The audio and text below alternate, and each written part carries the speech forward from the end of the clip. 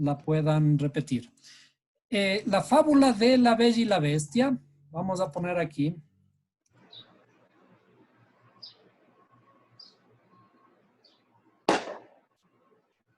Fábula de la Bella y la Bestia.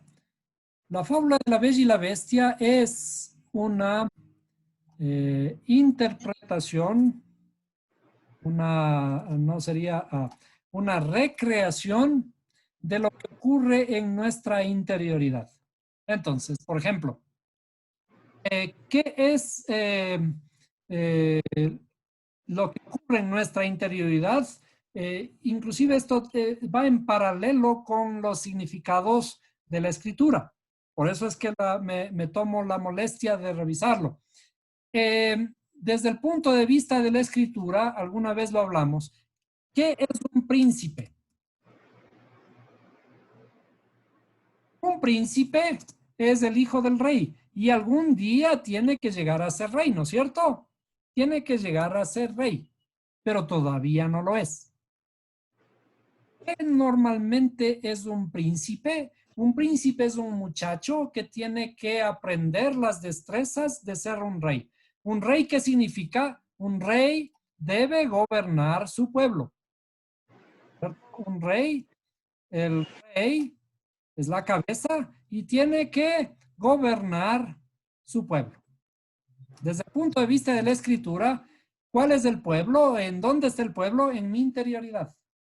Es decir, la cabeza tiene que dominarse a sí mismo.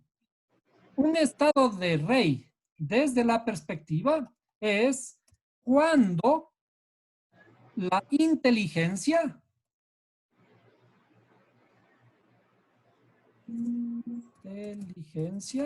cuando la inteligencia metafóricamente está arriba que mis emociones.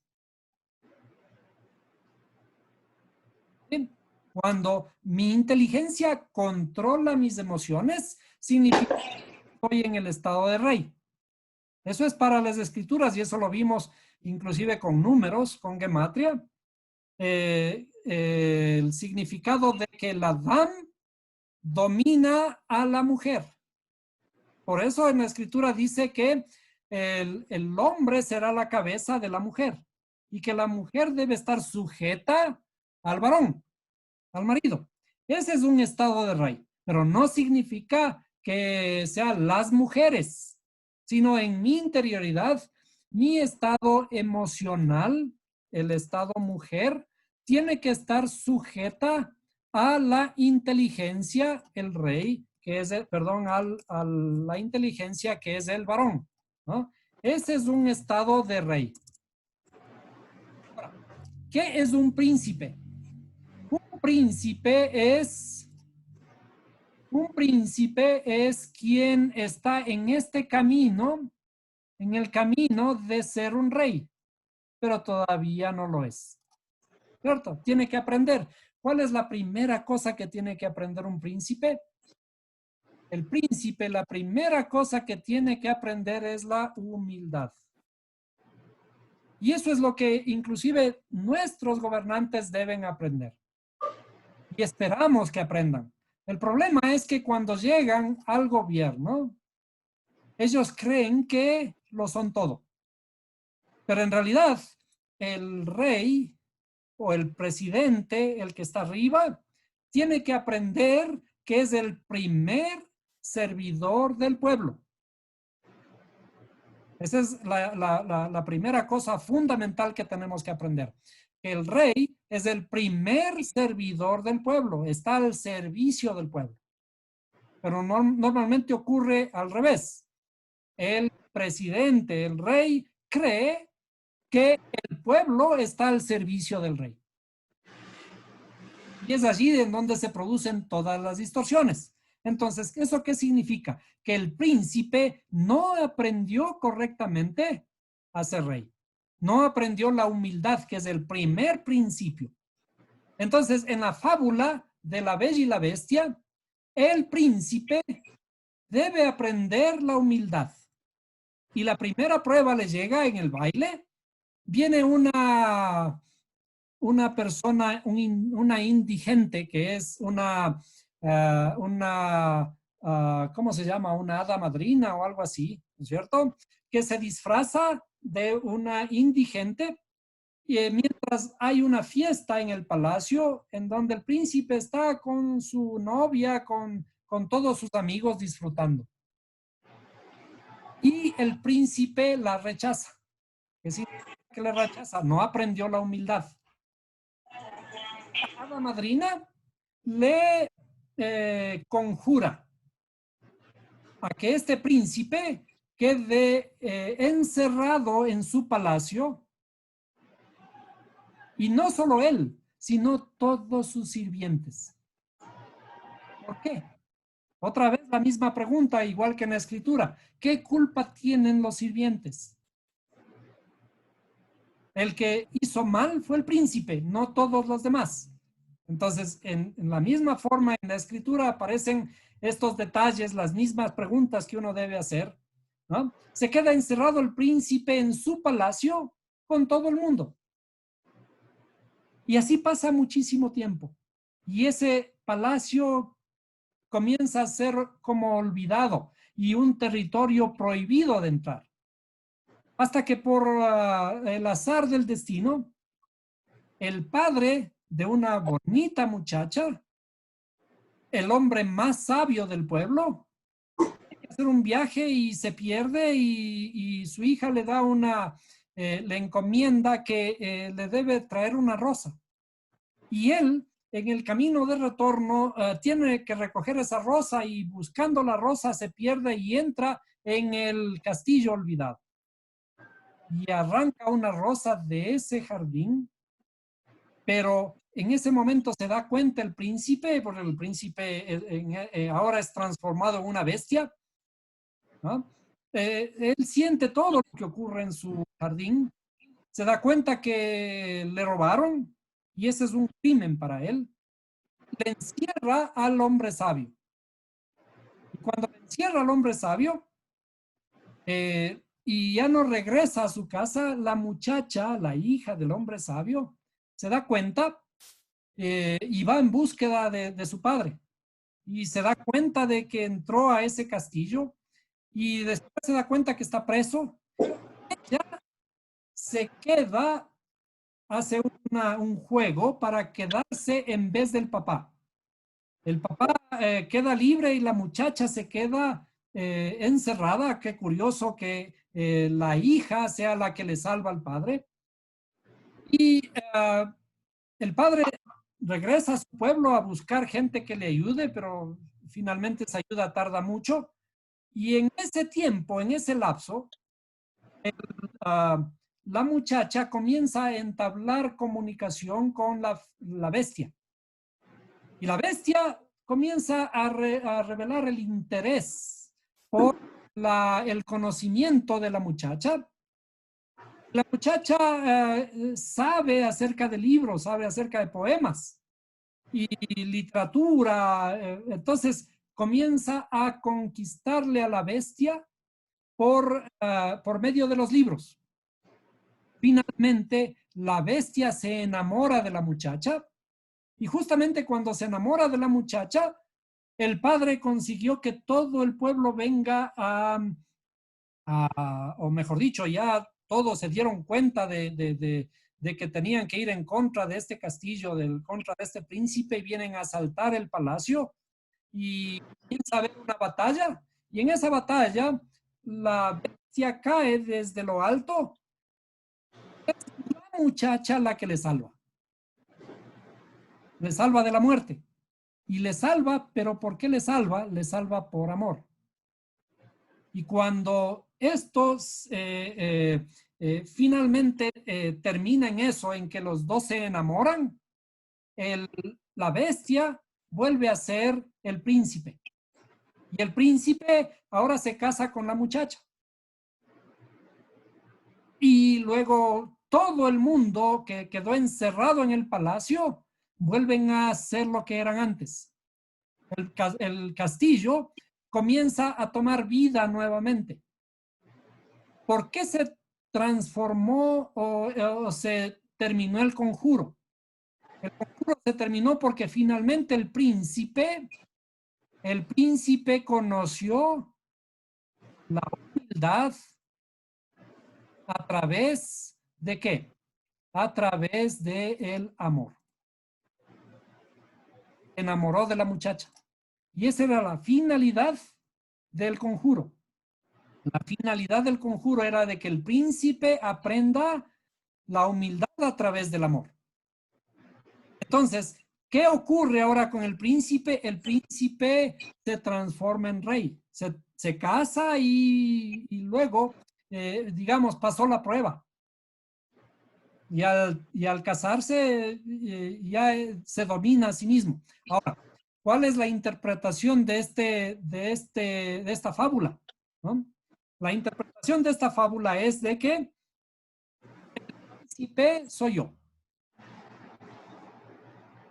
El príncipe soy yo mismo. ¿Ya? Y la muchacha, la bella es mi alma. La bella es mi alma. ¿Ven? ¿Y quién es el padre de la bella? El padre es la sabiduría. Por eso es que aparece allí que el padre era un hombre muy sabio. El padre es la sabiduría. Y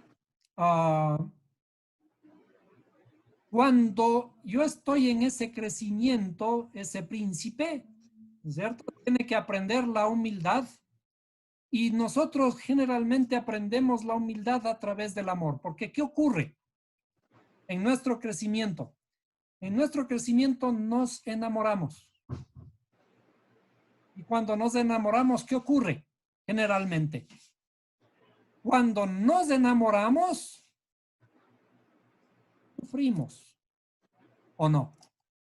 Sufrimos por amor, porque el amor nos hace llorar. Nuestras primeras experiencias amorosas es de sufrimiento. ¿No? Entonces, en ese sufrimiento que descubrimos el amor, estamos descubriéndonos a nosotros mismos en nuestra interioridad. Y finalmente, ¿cuándo llegamos a conocer la humildad? Cuando terminamos de enamorarnos. Cuando finalmente nos enamoramos, el amor nos ha golpeado tanto que ahora conocemos acerca del amor. Y sabemos acerca de la humildad, o deberíamos saber acerca de la humildad. En ese momento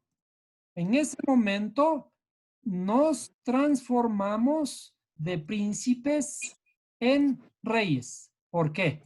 Porque ahora conocemos acerca de nuestras emociones y las dominamos. Ese es en esencia la interpretación de la fábula de la Bella y la Bestia. A esas cualidades internas nuestras les personificamos. Entonces, en todo esto aquí existe algo que se conoce como la personificación. Y eso es una cualidad, es un arte de la literatura. Siempre nosotros cuando vamos a escribir un libro, utilizamos las figuras literarias ¿para qué? Para elevar nuestra historia. Si la contamos la historia así, cruda, si no le vestimos a la historia con estos atributos literarios, con estas figuras literarias, la historia es una historia simple que nadie le va a poner asunto. Pero cuando esa historia le transformamos, le vestimos adecuadamente con fábulas, elevamos el carácter divino de la historia, entonces a esa historia la estamos elevando al límite de la fuera de lo real, a lo fabuloso, a lo fantástico. Entonces nuestra historia se transforma en eso, en fabulosa, en fantástica, en hermosa, en divina. Cuando elevamos la historia hacia lo divino, entonces la historia se convierte en un arte, el más hermoso de los artes, que inclusive los más grandes libros que escribieron los hicieron música. Acuérdense que en la antigüedad los grandes poemas de los más grandes libros de Ulises, de la Ilíada, de La vida es sueño, de los más grandes escritores pasados, los representaban en el teatro uh, música y los han hecho hasta ópera, cantando, ¿no es cierto? Las grandes epopeyas fueron cantadas porque eran poemas. Y a ese nivel tenemos que elevar la historia. Eso significa transformar nuestra habla, poner más divinidad en nuestras palabras. Y a eso se refiere la escritura cuando hablamos, en este caso, del diablo. Cuando decimos aquí, en la escritura, aparece, ¿no? Dice, así que por cuanto los hijos participan de carne y sangre, él igualmente participó también de lo mismo para anular mediante la muerte el poder de aquel que tenía el poder de la muerte, es decir, el diablo. ¿De qué muerte habla? Primeramente. ¿De qué muerte habla esta escritura? De la cruz del Calvario. La muerte en la que estábamos, cuando dice Pablo, porque antes estabais muertos en vuestros delitos y pecados. ¿Cuándo estuvimos muertos? ¿Sí? La muerte de que habla la escritura es la muerte de nuestra alma, que significa que hemos estado en la ignorancia, en la oscuridad. A eso se le llama muerte. Entonces, aquí dice que para anular mediante la muerte el poder de aquel que tenía el poder de la muerte. Alguien nos tenía oprimidos en la muerte de nuestros delitos y pecados, de nuestra ignorancia, de no poder ver, de estar en la tierra, en nuestro egoísmo. Ese se lo personifica y aquí aparece como el diablo, mal traducido en Isaías como Lucifer. No dice ningún Lucifer. Dice que es un ser de luz. En la escritura, y allí está mal traducido. Dice, ¿cómo está en la, déjenme ver en Isaías? Vamos a Isaías 14:12, en donde algunas traducciones tradujeron o escribieron a propósito otra cosa. Cuando dice aquí, en Isaías 14:12 dice, ¿cómo caíste del cielo, oh lucero, hijo del alba o hijo de la mañana? Fuiste echado por tierra, tú que abatías a las naciones. Vamos a encontrar este verso en diferentes traducciones. ¿Sí? Y muchas de ellas aparecen, fíjese simplemente, lucero. ¿Por qué? Porque es una cosa, es una cualidad, ¿no? Serpiente también. ¿Ah? Serpiente también dice. Bueno, pero vamos a ver. Ahora, fíjese, en otras versiones aparece con mayúscula, lucero. ¿No es cierto? Lucero. Y vamos a ver en una versión específica, aparece en esta versión del oso, dice, ¿cómo caíste del cielo, oh Lucifer? Ya le pusieron, ya le interpretaron, ya le dieron vida. Pusieron Lucifer. Y entonces desde allí Lucifer es un ángel caído, ¿no? Y no hay tal Claro, pues. Lucifer. Porque aquí dice lucero de la mañana o hijo del alba, ¿no? Miren, en otra, dice, como aquí dice el cielo, oh Lucifer, en la Reina Valera. En la Reina Valera 2000 ya dice, oh Lucifer, hijo de la mañana. Pero si nosotros vemos aquí simplemente lucero, vamos a interpretar lucero. Y hay otro verso del que habla del lucero, y eso está en Pedro, me parece, Primera de Pedro, algo así. Hasta dice que de él sacó fuego, también dice Ezequiel. Pues. ¿Sí? Fíjense lo que dice Segunda de Pedro. ¿Ya?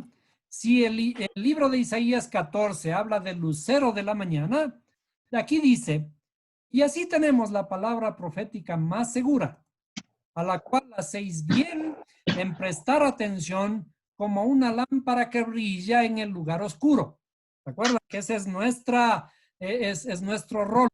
Tenemos que, dice, prestar atención a la palabra profética más segura, a la cual hacéis bien en prestar atención como una lámpara que brilla en el lugar oscuro, hasta que el día despunte y el lucero de la mañana Mm. aparezca en vuestros corazones. ¿Cómo deberíamos, si es que fuéramos en la versión Reina Valera del 2000, fue traducido, fue a propósito escrito, pero de la mañana, diríamos, hasta que el día despunte y Lucifer, hijo de la mañana, aparezca en vuestros corazones? ¿Cierto? Entonces, hay una mala interpretación, malintencionada o inocente, pero hay una mala interpretación de la escritura. Mala traducción. Mala traducción, mala Claro, desconocimiento. claro. Hace que traduzcamos cosas que nos lleven a otros entendimientos. Pero ¿qué es lo que hemos estado diciendo acerca del Lucifer, de Satán, de Satanás? Creador, puesto por el mismo creador. ¿Hizo el creador algo malo? No. El creador hizo todo bueno. El Satán está en nuestra interioridad para entendernos. Y entonces cuando aparecen aquí inclusive, si es que aparecen ciertos personajes, esos personajes son recreaciones, son personificaciones de nuestra interioridad. Pero hay un poquito de confusión, ¿no? Porque en Ezequiel 28:17 dice, te pondré frente a los reyes de la tierra para que te miren. Y en Ezequiel 28:18 dice, saqué fuego. Quiere ir a Ezequiel 28. Vamos, Verá, dice, 28. saqué fuego de en medio de ti que te consumió, dice, y te Veamos, puso en ceniza. Qué despacito. tremendo, Por eso, pero tremendo, ¿no? vamos despacito a Ezequiel 28, ¿no es cierto? Y para leer 28:17, la escritura, ¿qué tenemos que hacer? Leer despacito, despacito, sí, sí. despacito. ¿Ah? Vamos a leer despacito. Y desde el principio dice, y vino a mí la 28. palabra del Señor diciendo, aquí en Ezequiel 28, hijo de hombre, di al príncipe de Tiro, así dice el Señor Dios, aun cuando tu corazón se ha enaltecido y has dicho, un Dios soy, sentado estoy en el trono de los dioses, en el corazón de los mares. ¿Qué viene después? No eres más que un hombre y no Dios, aunque hayas igualado tu corazón de Dios. ¿De el que está hablando más abajo, según dice usted? ¿Cierto? De este que dice, más no eres más que un hombre y no Dios. Seguimos viendo. Y aquí, O sea que ¿sabe usted bien? eso le dice al diablo, ¿no? No. A ver, un momentito, a lo que sabemos que supuestamente es el diablo. Dice, más, no eres más que un hombre y no Dios. Si fuera el diablo, a ese ser que nosotros conocemos antes, le decíamos que era un ángel, aquí debería decir un ángel. Porque esto es Aquí dice, no encarnación. eres más que un hombre y no Dios. Léalo despacito, bajo esta Ya. perspectiva. Bajo esta perspectiva, y ahí usted va a ver cuál fue el ser más hermoso de toda la creación. El ser más Luz, hermoso es el ángel de luz. Luzbel. ¿Hay algo mejor que el ser humano? No porque tengamos que vanagloriarnos de lo que somos, ¿no? Pero desde el punto de vista de la escritura, el ser más completo, más perfecto, adornado de las mejores cualidades, es el ser humano.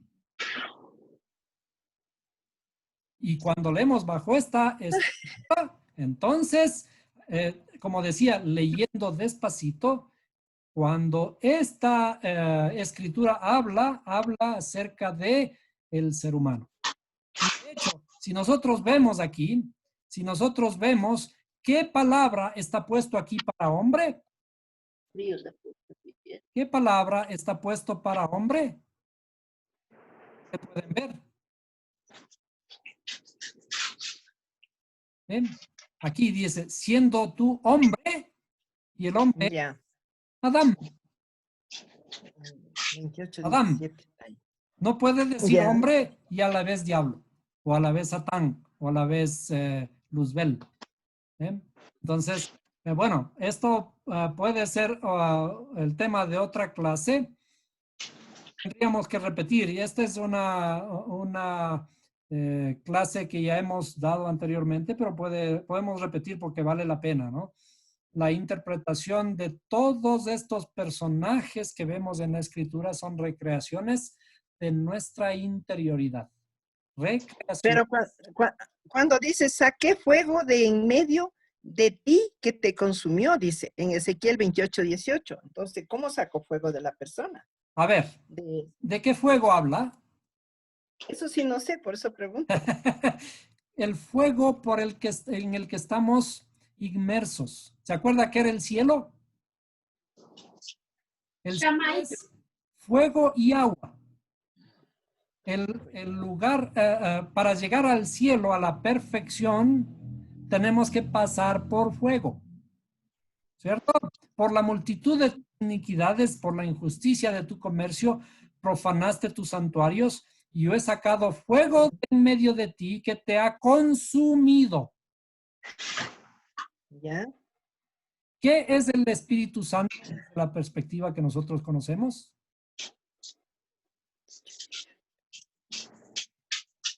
¿Alguien recuerda? ¿Qué es el Espíritu Santo? Es fuego, ¿Fuego qué? consumidor. Fuego consumidor. Entonces, a la final de toda nuestra corrección, el Espíritu Santo que dice que viene a nuestra interioridad es fuego consumidor. Ese es el fuego que sale de nuestra transformación. Y dice, y yo he sacado fuego de en medio de ti. ¿Qué te ha consumido? ¿Sí? ¿Cómo soy perfeccionado? Con fuego. Y te he reducido a ceniza. Así es. ¿Cierto? Reducido a Envejecer. ceniza. ¿Por qué? Porque tengo que humillarme. Nos envejeció. Para poder ascender, tengo que bajar primero. Dice, y te reducido a ceniza sobre la tierra de los que te miran. Vamos a hacer una clase nuevamente respecto de esto, sobre estos personajes que son las recreaciones de nuestra interioridad. En nuestra interioridad existen todos estos personajes, incluyendo los patriarcas. Todo lo que vemos en la escritura, todos estos personajes están dentro nuestro, son recreaciones de nuestra interioridad. Y es así. Oiga, ¿por qué no escribieron bien para entender desde un principio? Ahora que escriban Bueno, bien. no, está muy bien escrito. ¿Por qué? Porque Porque es así, el interés del creador, es el interés de que pensemos. Aquí hay una diferencia. El creador quiere que pensemos. Nosotros, ¿qué es lo que hacemos? Creemos. Pero creemos esas cosas que nos dijeron los que malinterpretaron. Eso. ¿No es cierto? Claro. Esos que Sí. malinterpretaron, creímos. ¿Y qué es lo que debemos, cuál es la verdadera intención, el verdadero significado de la palabra creer en la escritura? Es conocer. ¿Por qué? Porque eso significa tener fe. En hebreo, emuná. ¿Qué es emuná? ¿Qué es la fe? Es pues la fe, La Sabe lo que certeza es de certeza. la La conclusión de lo que no se ve. la certeza no se puede tener sin conocimiento. conocimiento. No conozco, no puedo estar seguro. Bien, entonces seguiremos hablando. Muy bien. Muy bien. Seguiremos hablando de esto. Hay que detenerse un poquito más, con más detalles, para poder descifrar todo lo que está escrito, ¿no? Hasta aquí entonces esta parte de la